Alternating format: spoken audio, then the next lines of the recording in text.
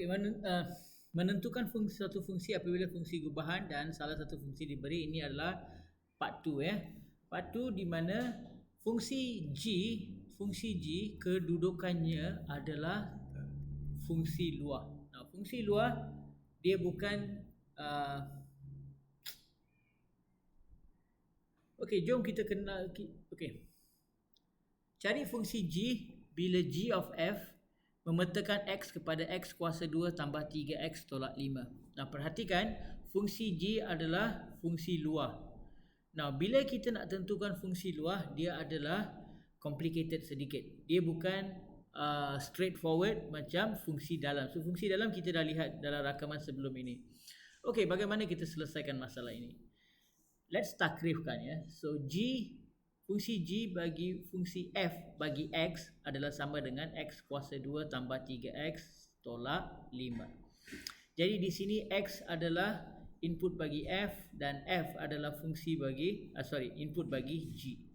Now, let's takrifkan fungsi F. Fungsi F adalah X tolak 2. Jadi, secara logical X kuasa 2 tambah 3X tolak 5 adalah hasil gubahan dua fungsi ini. Betul atau tidak? Fungsi F dengan fungsi G. Betul? Okey.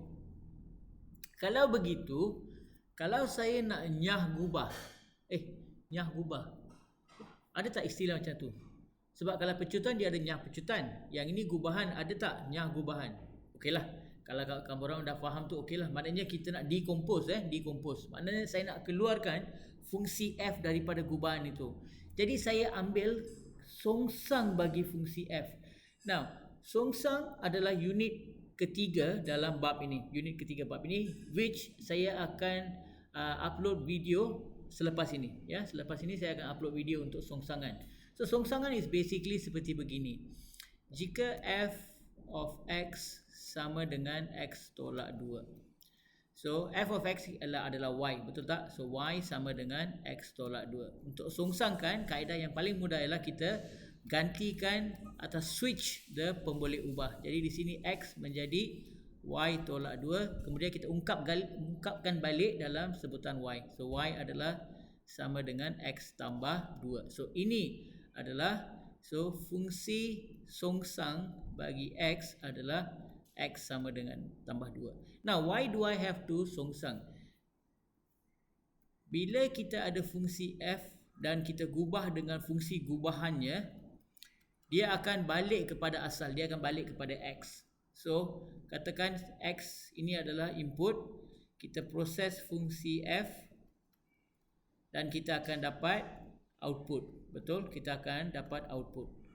Now, kalau saya nak balik kepada X, apa yang saya kena buat? Saya kena ambil songsang of fungsi X. Right? Now, perhatikan F songsang bagi X So, F songsang adalah X tambah 2 kan? X tambah 2 Jadi, yang ini adalah input bagi fungsi F. Fungsi F adalah apa? X tolak 2. Jadi, dia menjadi X tambah 2 tolak 2. Betul? Dia tinggal apa? Tinggal X. Dia akan balik kepada asalan. So, apa yang saya ingin buat kat sini ialah saya hendak reverse fungsi X itu kepada X. Maknanya, dia kembali kepada keadaan asal. That means F tidak wujud pada masa itu. Saya telah kembalikan dia. You faham tak apa saya buat? Right? Kalau saya songsangkan dia dan saya proses penyongsangan itu, apa yang tinggal? Fungsi G yang tinggal. Jadi, songsang of F is X tambah 2. Jadi, sekarang saya akan gantikannya ke dalam fungsi gubahan saya. Bila saya gantikan ke dalam fungsi gubahan saya akan dapat X kuasa 2 tambah 7X tambah 5, iaitu fungsi G. Kerana fungsi F telah digubah keluarkan. Faham tak? Boleh tak? Okey, kalau masih tak faham, tak kisah. Kamu boleh komen untuk bantuan ataupun untuk memberi penerangan menggunakan soalan yang lain. Right, so jangan lupa nak follow follow, like, share dan komen, dan jangan terlepas peluang join group Cikgu Suresh join group Cikgu Suresh untuk mendapatkan update dan juga maklumat-maklumat yang penting berkenaan dengan video-video yang akan datang dan juga live session saya. Okay, so jangan lupa